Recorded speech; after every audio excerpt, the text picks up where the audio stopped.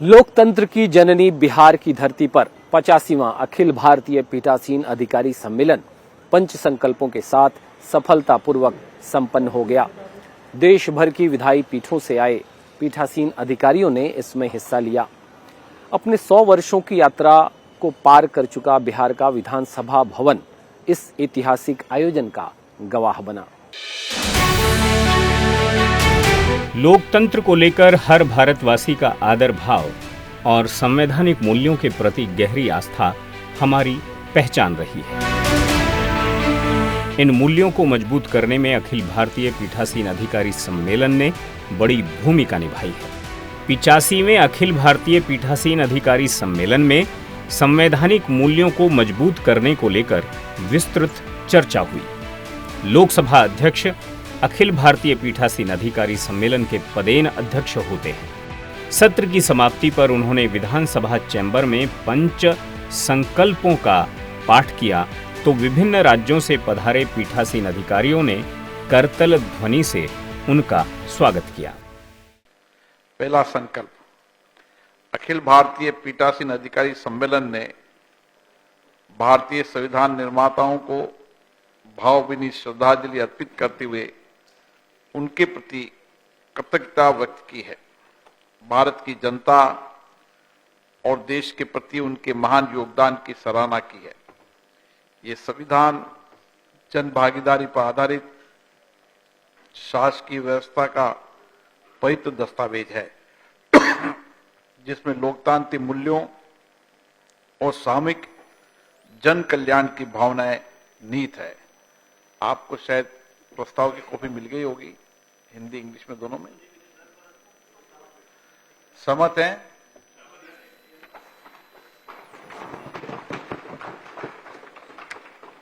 Resolution 2 संकल्प 2 भारत के संविधान के अंगीकरण की 75वीं वर्षगांठ के अवसर पर भारतीय विधायी संस्थाओं के पीठासीन अधिकारियों के सम्मेलन ने सामूहिक रूप से भारतीय संविधान के प्रति अपनी संपूर्ण आस्था व्यक्त की है तथा संकल्प लिया है कि संविधान में निहित मूल्यों और आदर्शों के अनुरूप अपने अपने सदनों का कार्य संचालन करेंगे। सहमति है? संकल्प 3 रेजोल्यूशन 3 भारतीय विधायी संस्थाओं के पीठासीन अधिकारियों ने पुनः सामूहिक रूप से संकल्प लिया है कि विधायी संस्थाओं में बाधा रहित व्यवस्थित चर्चा को सुनिश्चित करेंगे ताकि विधायी एवं नीतिगत मुद्दों पर जनहित में श्रेष्ठ संवाद का वातावरण बन सके। रेजोल्यूशन 4 संकल्प 4 भारतीय विधायी संस्थाओं के पीठासीन अधिकारियों ने संविधान के 75 वर्ष पूरे होने पर इसके मूल्यों को समाज के विभिन्न वर्गों तक पहुंचाने का संकल्प लिया है। इसके अंतर्गत पंचायत राज व्यवस्था, शहरी निकाय, सहकारी संस्थाओं एवं शिक्षण संस्थाओं एवं समाज के विभिन्न वर्गों तक संवैधानिक मूल्यों को योजनाबद्ध तरीके से पहुंचाने का अभियान व कार्यक्रम चलाने का निर्णय लिया है जिसमें संवैधानिक मूल्यों की जड़ें और गहरी व स्थायी हो और जन सहभागिता पर आधारित ये शासकीय व्यवस्था देश में और सुदृढ़ मजबूत बने। रेजोल्यूशन 5 संकल्प 5 अखिल भारतीय पीठासीन अधिकारी सम्मेलन ने आर्टिफिशियल इंटेलिजेंसी सहित डिजिटल टेक्नोलॉजी अपनाने की प्रतिबद्धता दोहराई है जिससे विधायी संस्थाएं भारतवासियों को अत्यंत प्रभावी और श्रेष्ठ रूप से अपनी सेवाएं दे सके। उद्घाटन समारोह में लोकसभा के अध्यक्ष और अखिल भारतीय पीठासीन अधिकारी सम्मेलन के पदेन अध्यक्ष ओम बिरला ने कोऑपरेटिव फेडरलिज्म की बात की। संविधान को अंगीकार करने के 75वें वर्ष में पीठासीन अधिकारियों की भूमिका की बात की और इसके साथ ही लोकतंत्र के मूल्यों के संवर्धन और संरक्षण में तकनीक के प्रयोग पर बल दिया। बिहार विधानसभा के नवनिर्मित सेंट्रल हॉल में हुआ उद्घाटन समारोह यादगार रहा।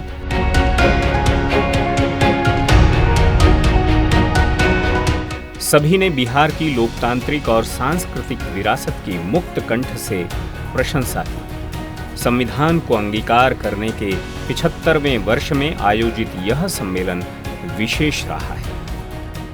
आज मुझे कहते हुए खुशी हो रही है कि देश की अधिकतम राज्य की विधानसभाएं पेपरलेस हो चुकी है। अधिकतर राज्य की विधानसभाओं ने अपनी डिबेट और चर्चा को डिजिटलीकरण कर दिया है। अब आने वाले समय में एक ही प्लेटफॉर्म पर राज्य की विधायकों की सारी डिबेट, चर्चा, बजट, केंद्रीय विधानमंडल, राज्यसभा, लोकसभा की एक ही प्लेटफॉर्म पर देश की जनता को कार्रवाई को देखने को मिलेगा। और एक प्लेटफॉर्म पर जब राज्य की विधानसभा और लोकसभा राज्य की कार्रवाई होगी तो निश्चित रूप से कानून बनाते समय हमारे जनप्रति सार्थक चर्चा कर पाएंगे, बजट के अनुभवों का लाभ भी प्राप्त कर पाएंगे और बजट पर भी सार्थक चर्चा कर पाएंगे। इसलिए एआईपीओसी ने निर्णय लिया है कि हम एक प्लेटफॉर्म पर 2025 तक हमारे लक्ष्यों को पूरा करेंगे और एक प्लेटफॉर्म पर एक देश एक विधान की कार्य को पूरा करेंगे। 43 वर्षों बाद यह शानदार सम्मेलन आयोजन यहां हो रहा है। दुनिया के इतिहास में जब भी लोकतांत्रिक मूल्यों या डेमोक्रेटिक वैल्यूज की चर्चा होती है तो उसमें सबसे पहले सुर्खियों में बिहार रहता है। हम याद रखें, यह धरती, यह मिट्टी सदियों सहस्त्राब्दियों से सभ्यता और संस्कृति और ज्ञान का पालना रही है, क्रेडल ऑफ सिविलाइजेशन। यह धरती, यह मिट्टी सभ्यता और संस्कृति का पालना तो रही ही है और यह शहर जहां हम बैठे इस आयोजन में शरीक हो रहे हैं, यह ईसा से 600 साल पहले का है, जब दुनिया डेमोक्रेटिक वैल्यूज को जानती नहीं थी और डॉक्टर अंबेडकर साहब ने संविधान सभा में कहा था कि जब पश्चिम के कई मुल्क, जिनके उनके कहने का आशय मैं आपको बता रहा हूं, अपनी तकरीर में मैं उनका कोट भी बताऊंगा, जब अंधेरे से गुजर रही थी, जब बर्बर सभ्यता वहां थी, तो यहां की मिट्टी में लिच्छवी और बज्जी संघ जैसे रिपब्लिक्स में समृद्ध लोकतांत्रिक संस्कृति फल और फूल रही थी। जातकों में हमारे उल्लेख है कि लिच्छवी गणराज्य में 7,707 राज्य थे जो जनतांत्रिक ढंग से राज करते थे। वैशाली का गणराज्य संसार के सबसे पुराने गणराज्यों में से था। बौद्ध धर्म और जैन धर्म का यह उद्गम स्थल है। भगवान बुद्ध, श्रमण महावीर व गुरु गोविंद सिंह का जन्म स्थल। विश्वास है इस सम्मेलन के मौके पर आप सभी करीब से पटना और बिहार की इस मिट्टी, धरती और इसकी पुरानी सभ्यता और संस्कृति और गौरवमय इतिहास का अनुभव कर पाएंगे। तो मैं यही कहूंगा कि यह धरती जो है आज गौरवान्वित है कि पूरे भारत से लोग यहाँ पर आए और हम सबको गौरवान्वित किए। आप सभी का बहुत स्वागत करते हैं। और मैं एक बात बताता हूँ, यह वही जगह है, यह वही ये है जहाँ से कि बिहार को भारत रत्न मिला है। कर्पूरी ठाकुर के जैसे नेता को, जो कि दलितों के लिए और पिछड़ों के लिए, गरीबों के लिए काम करते थे, वैसे नेता कर्पूरी ठाकुर को, जो कि यहाँ के सदस्य के रूप में काम किए, मुख्यमंत्री के रूप में काम किए और उनके कार्य से प्रभावित होकर हमारे माननीय प्रधानमंत्री श्री नरेंद्र मोदी जी ने एक बहुत बड़ा सम्मान दिया बिहार को और बिहार के उन गरीबों को सम्मान दिया जो कि वर्षों से संघर्ष करते आ रहे हैं। यही नहीं, और भी जो काम हुआ है, चाहे स्वतंत्रता सेनानी के लिए काम हुआ है यहाँ, जैसा कि आप फिल्म वृत्त में आपने देखा कि वो दिखाया गया कि किस तरह बिहार अग्रणी रहा और किस तरह से यहाँ धर्म के मामले में भी अग्रणी रहा और बुद्ध को यहाँ पर ज्ञान मिला। हमारे प्रधानमंत्री बराबर कहते हैं कि हमें युद्ध नहीं चाहिए, हमें बुद्ध चाहिए। तो इसकी परंपरा यहाँ से शुरुआत हुई, बिहार से शुरुआत हुई है। आज इसकी जगह हम लोग ले रहे हैं और ये गौरव का विषय है। महावीर का जन्म हुआ, चंद्रगुप्त का जन्म हुआ और चाणक्य जी ने अर्थशास्त्र को परिभाषित किया। तो सारे ये है और डेमोक्रेसी को भी परिभाषा हमने दी है, यहाँ से वैशाली से दिया है। तो ये सारे चीज़ों को याद करने का समय ऐसे अवसर पर हम लोग को मिलता है कि हम इसको याद करते हैं और याद करके हम अपने को गौरवान्वित महसूस करते हैं। इस सम्मेलन का उद्देश्य न केवल हमारी संसदीय प्रक्रियाओं को और अधिक प्रभावी और उत्तरदायी बनाना है, बल्कि हमारी संसदीय प्रणाली की पारदर्शिता और कार्यक्षमता को भी बढ़ावा देना रहा है। पूर्व में इस पीठासीन पदाधिकारी सम्मेलन में विभिन्न महत्वपूर्ण विषयों जैसे कि विधायी कार्यों की गुणवत्ता में सुधार, संसदीय आचार संहिता का पालन और विधायिकाओं में महिलाओं की भागीदारी बढ़ाने पर चर्चा होती रही है। इस दौरान सचिवों के सम्मेलन में आधुनिक डिजिटल तकनीक से संसदीय प्रक्रियाओं को सहज और गुणवत्तापूर्ण बनाए रखने जैसे विषय पर मंथन हुआ है। यह विषय हमारे संसदीय लोकतंत्र के समक्ष मौजूद चुनौतियों को दर्शाते हैं और इनका समाधान खोजने में यह सम्मेलन महत्वपूर्ण भूमिका निभा रहा है। बिहार विधानसभा भवन अखिल भारतीय पीठासीन अधिकारी सम्मेलन में 2 दिनों तक चली गंभीर चर्चा का गवाह बना। और संविधान का हमारा मूल जो स्वरूप है, जो इस देश के उन महापुरुषों के द्वारा बनाया गया जिन्होंने इस देश की आज़ादी के लिए समर्पित भाव से योगदान दिया था, कदाचित ये जानते हुए भी कि जब देश आज़ाद होगा तो वो जीवित रहेंगे कि नहीं रहेंगे, उनके मन के अंदर कुछ सपने होंगे, कुछ विचार होंगे, कुछ अपेक्षाएं होंगी, कुछ आकांक्षाएं होंगी कि हमारा देश कैसा हो। अंग्रेजी शासकों से मुक्त पाने के बाद हमारा देश हमारे लोगों के द्वारा चलाया जाए और हमारे देश का स्वयं का संविधान हो। और उस संविधान की जो पहली line we the people of India, और जिस समय we the people of India की चर्चा होती है तो उसकी शुरुआत चुने हुए प्रतिनिधियों से होती है। देश की आज़ादी के 75 वर्षों के बाद जिस समय चुने हुए प्रतिनिधियों का ये दायित्व है, जिम्मेवारी है कि हम अपने संविधान के अनुरूप अपने देश की उस कानून व्यवस्था को, अपने देश के उन लोगों के अधिकारों को, उनकी स्वायत्तता को, उनकी प्रगति को, उनको आगे बढ़ाने का काम करें। और ऐसे अवसर के ऊपर जिस समय आपने इस चर्चा को लिया है, मैं आपके प्रति पूरे सदन की तरफ से आभार व्यक्त करता हूं। हमारी लोकतंत्र और को कहा जाता है कि हमने ब्रिटेन से लिया है। ब्रिटेन और की बातों की चर्चा करने वाले विदेशी विशेषज्ञ इस बात की चर्चा करते हैं, मगर उन्हें शायद ये भूल जाते हैं भारत वैदिक काल से सभा, समिति, गण और परमास दात्री समितियों का अस्तित्व वैदिक काल से रहा है।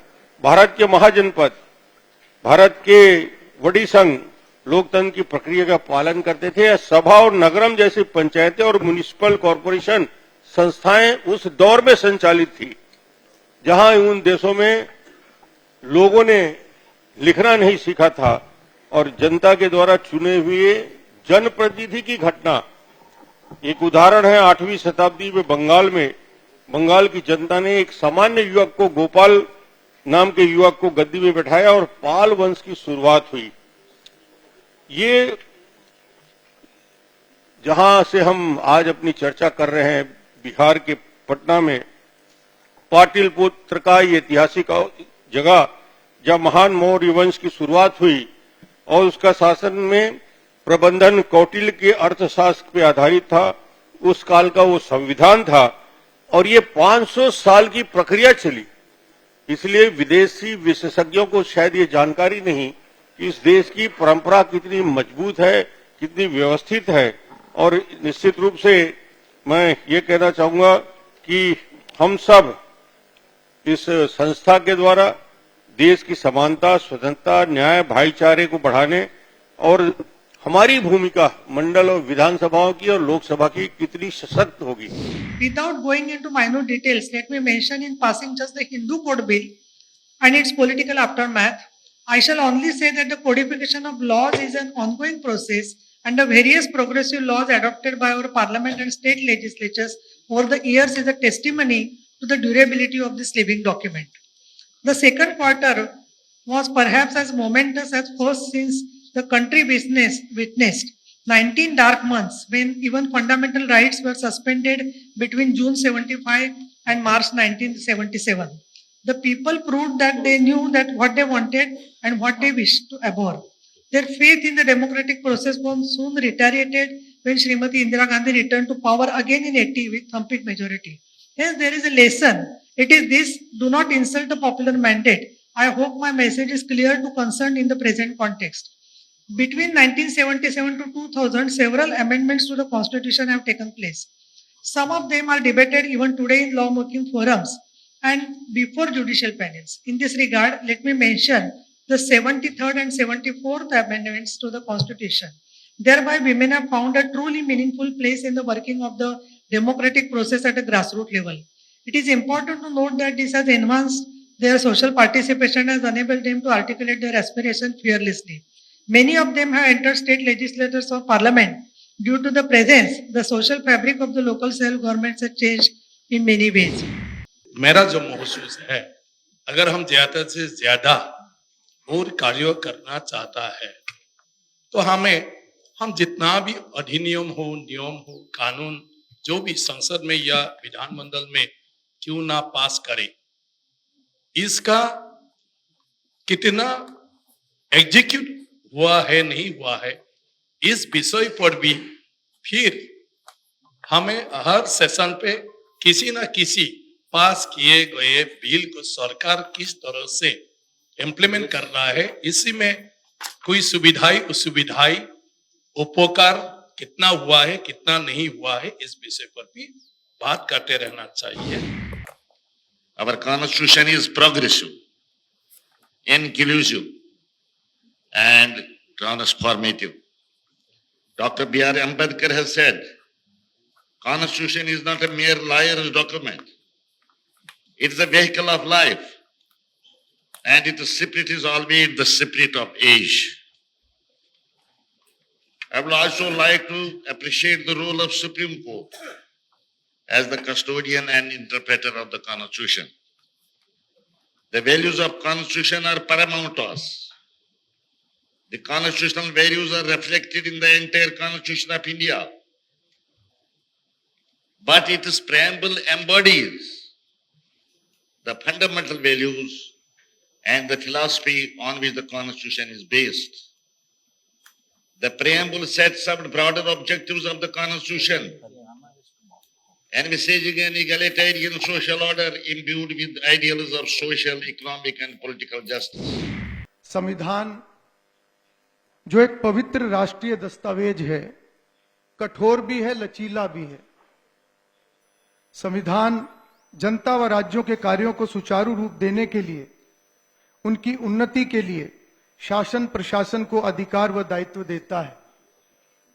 जहां नागरिकों को उनके अधिकार व कर्तव्य बताता है, वहीं लोकतंत्र की तीनों शाखाओं विधायिका, कार्यपालिका और न्यायपालिका को राज्य में सुशासन स्थापित करने, जनहित देशहित में शासन चलाने के लिए एक सुंदर मैकेनिज्म भी प्रदान करता है।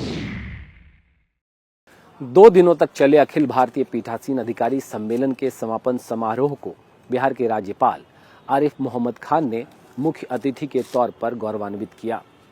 राज्यसभा के उपसभापति हरिवंश, बिहार विधान परिषद के सभापति, बिहार विधानसभा के अध्यक्ष और बिहार के उप मुख्यमंत्री सहित अन्य विशिष्ट महानुभावों ने अपनी अपनी बात रखी और इस कार्यक्रम की सफलता पर संपन्न होने पर बधाई दी। भारत दुनिया की अकेली संस्कृति है प्राचीन संस्कृतियों में, जहां आज भी जो आदर्श और मूल्य भारतीयों को हजारों साल पहले प्रेरित करते थे, वो आज भी सार्थक हैं और प्रासंगिक हैं। इसलिए मैं ये मानता हूं कि हमारा भारत का जो दर्शन है, भारत की जो मूल्य और आदर्श हैं, उसमें सबसे श्रेष्ठतम मूल्य एकात्मता है, वननेस ऑफ बीइंग, मानव की एकात्मता। और ये इसको सबसे बेहतर बताया जा सकता है। आदि शंकरा ने केरल के गांव से निकल के कम उम्री में, उस समय जब ये देश राजनीतिक तौर पर छोटे छोटे टुकड़ों में बटा हुआ था, उस वक्त उन्होंने पूरे देश में एक आध्यात्मिक और सांस्कृतिक एकता का भाव पैदा किया और देश के 4 क्षेत्रों में 4 मठों की स्थापना की। और इन 4 मठों को उन्होंने 4 वेदों से एक एक महावाक्य दिया। अहम ब्रह्मास्मि तत्त्वमसि प्रज्ञानम ब्रह्मा अयम आत्मा ब्रह्मा। ये 4 महावाक्य एक ही तथ्य को इंगित करते हैं और वो है मानव की दिव्यता। देहो देवालया प्रोक्तो जीवो देवा सदा शिवा। भारत ने,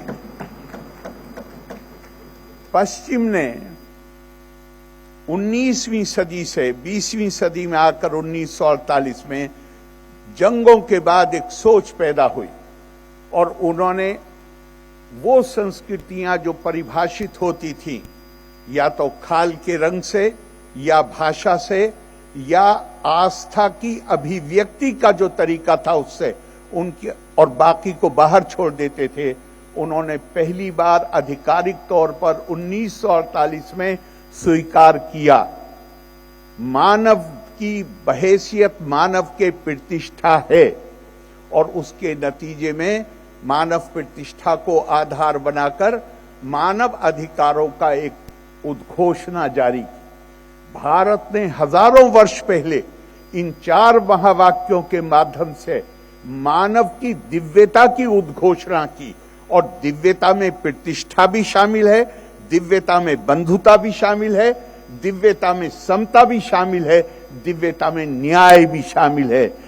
ऐसे भी ये धरती ज्ञान विज्ञान की भूमि रही है, गणतंत्र की धरती रही है और समुद्र मंथन से मंदार पर्वत इसी धरती पर है जो अमृत का यही स्थल रहा है। संविधान की मूल प्रति में सिंधु घाटी सभ्यता से लेकर वैदिक काल, मौर्य काल से लेकर मध्यकाल, आधुनिक काल तक के हमारे कई हजार वर्षों का और 12 प्रमुख ऐतिहासिक कालखंडों की झलक चित्रों के रूप में उत्कीर्ण है। उल्लेखनीय कि इन चित्रों को यूं ही नहीं उकेरा गया, बल्कि इसके पीछे रचनात्मक सोच को भी लक्षित किया जा सकता है। मिसाल के तौर पर संविधान के भाग 2 जिसमें नागरिकता से जुड़ा प्रावधान है, वहां वैदिक गुरुकाल का चित्र है। इसके पीछे की सोच यही है कि गुरुकाल की परंपरा की तरह मां भारती की सभी संतान एक समान है। वैदिक साहित्य में प्रजातंत्र, जनतंत्र और लोकतंत्र का उल्लेख मिलता है। अंग्रेजी में इन तीनों के लिए जो शब्द डेमोक्रेसी है, लेकिन हमारे शास्त्र में उल्लिखित इन तीनों शब्दों के 3 निहितार्थ है। प्रजातंत्र का मतलब राजा पर प्रजा का नियंत्रण, जनतंत्र का अर्थ जन के प्रति जिम्मेदार शासन और लोकतंत्र से आशय है शासन में जन की प्रत्यक्ष या अप्रत्यक्ष भागीदारी। क्या ये तीनों भाव भारत की नागरिकता और भारत के लोकतंत्र में एक साथ निहित नहीं है? भाग 3 में जिसमें मौलिक अधिकार की चर्चा है, वहां भगवान राम, मां जानकी और लक्ष्मण जी का चित्र है। यह चित्र हमें मर्यादा, संयम और सदाचार की परिसीमा में रहते हुए अधिकारों के उपयोग का सीख भी देता है। यहाँ इस बात का जिक्र भी करना समीचीन है कि इसी भाग के अनुच्छेद 32 को बाबा साहब अंबेडकर ने भारतीय संविधान की आत्मकथा कहा था। यह अनुच्छेद भारत के लोगों को न्यायपूर्ण अधिकार के लिए सशक्त करता है। हमारे यहाँ जो 4 युगों की परिकल्पना की गई है, उन 4 युगों के विधायक 4 महान शासक माने गए। चारों युग के सतयुग में मानधाता, त्रेता में श्री राम, द्वापर में युधिष्ठिर और कलयुग में विक्रमादित्य। इन चारों राजाओं के न्यायपूर्ण सुशासन का प्रतिनिधित्व माना जाता है। इस भाग में संविधान निर्माताओं द्वारा प्रभु श्री राम को प्रतिष्ठित करना इस बात की निशानी है कि वे भारतीय लोकमानस और आस्था उसकी सामूहिक आत्मा के प्रतीक पुरुष रहे हैं। भाग 4 में जिसमें राज्य के नीति निर्देशक तत्व और मौलिक कर्तव्य की चर्चा है, वहाँ अर्जुन को गीता का संदेश देते हुए श्री कृष्ण का छायांकन है। यह राज और नागरिक के एक दूसरे के प्रति अपेक्षित धर्म का संदेश देता है। आयोजन के बीच संसदीय पद्धति और प्रक्रिया पर प्रकाशित कौल एवं शक्धर की पुस्तक का लोकसभा अध्यक्ष ने विमोचन किया। लोकसभा की तरफ से पीठासीन अधिकारी सम्मेलन के इतिहास पर एक सुंदर प्रदर्शनी का आयोजन भी किया गया।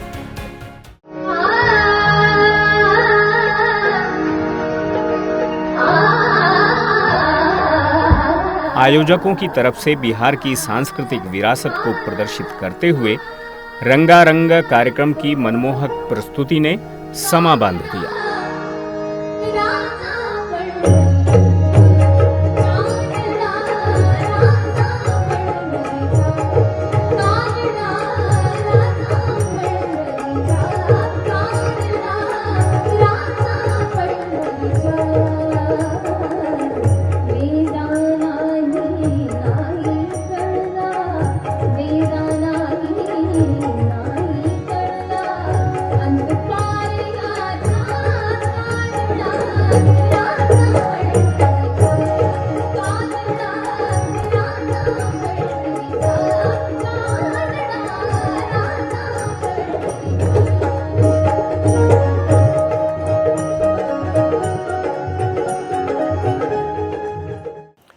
लोकतंत्र की जननी बिहार की धरती पर 85वां अखिल भारतीय पीठासीन अधिकारी सम्मेलन पंच संकल्पों के साथ सफलतापूर्वक संपन्न हो गया।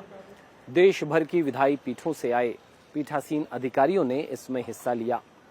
अपने 100 वर्षों की यात्रा को पार कर चुका बिहार का विधानसभा भवन इस ऐतिहासिक आयोजन का गवाह बना।